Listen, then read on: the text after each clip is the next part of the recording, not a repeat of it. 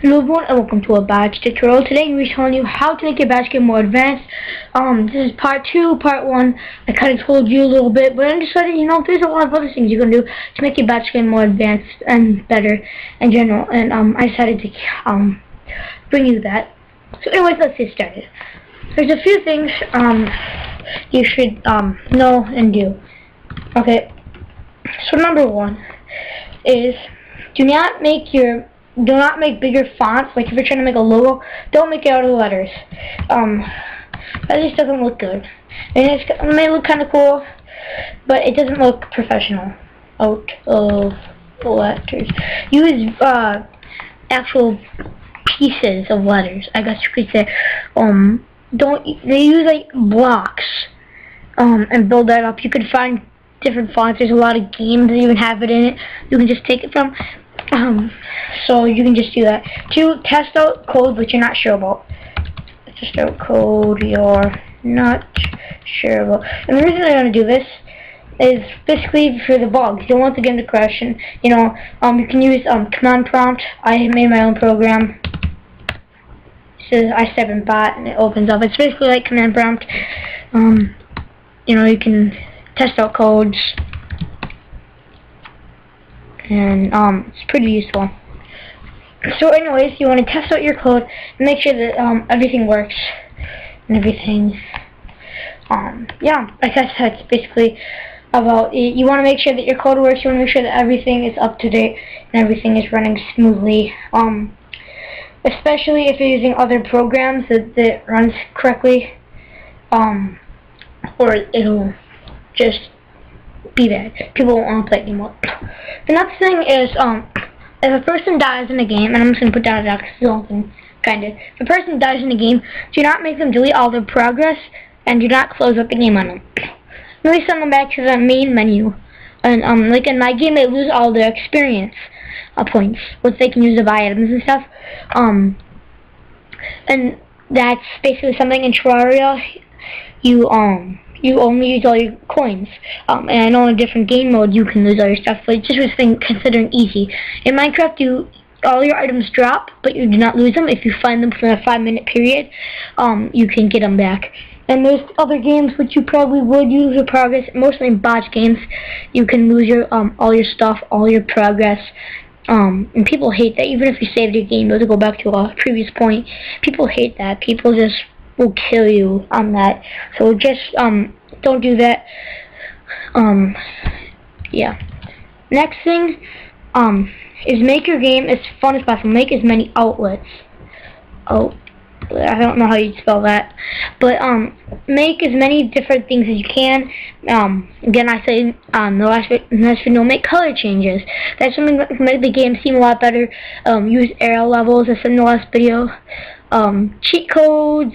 I'm just kind of reading some of the stuff up here, but this is all still useful. And again, advanced ASCII, and I do have a link on my website to those sites. And I may make some, if I ever make some good ASCII, I will post it on there. And again, you can just go to Google and search up like Monopoly ASCII, and you can find a bunch of stuff. Or you can search up all that stuff and find it. It's pretty easy. Of course, there are some characters that you can't use in Bitch because it's commands, but you can look into that. I'm not going to talk about that on this video, because that would just take absolutely forever. And it would be kind of boring. The next one, which my game doesn't really follow, and again, I'm just gonna actually I made it so tell the user what's going on if there is an error. So tell the user about something about. I'm just gonna put parentheses or in quotations errors. Like if you don't have enough, if you don't have enough items to craft it, tell them you don't have enough items to craft this. My game does not do that. From the beginning of the code system, I just like, no, I don't want to do that. I should have. I know I should have. But in the game, I do tell enough people that if it loops around you, I don't have enough items. And so if you get that word out there, then I guess you're fine. But most people will just keep on trying and wasting their time. So that's a very important one. And yeah, you definitely want to do that. Next thing, make the game challenging. I don't know, I spelled that wrong, probably. But, anyways, people want the game to be hard. People don't want this game to be super easy where, in 20 minutes they can beat the game. They want it to kind of be like a harder game where it takes time, they have to work hard, and stuff like that. When it's too easy, then, it's too easy. It becomes kind of stupid and boring, and people don't like that. People want it to be fun and cool. The next thing is make the game experience new. And what I mean by that is maybe when somebody mines something, they get a random amount of items. They don't always get the same thing. And that can kind of relate to making the game more fun. In Terraria, they do that a lot with cutting down trees and stuff. It makes the game kind of seem new and kind of cool. And it just makes it pretty fun stuff. And then the next one is use physics. Now you may say, well, what does that mean? Basically, do the logical, I guess, is kind of what I'm saying. Terraria does that well, especially I will get that from the trees again. I'm going to go to that example. When you cut down the bottom piece of a tree, the entire thing falls down. Or in Minecraft, it uses gravity, and anti-gravity is not really going against that, but you want some revelation of physics and again logic. Logically, if you cut down the bottom of a tree, all of it will fall down. And again, Terraria doesn't fall down completely, but it's a game. It's not supposed to. But just be logical on that stuff, or it's gonna kind of be weird, kind of be dumb. People will kind of get tired of it unless it's easier, unless the logical scenario will just be difficult and horrible. Another thing is make many outlets in the game. What I mean by that is some games will have specifically one point, but maybe if it's to kill the bosses, after that you want to still be able to do something.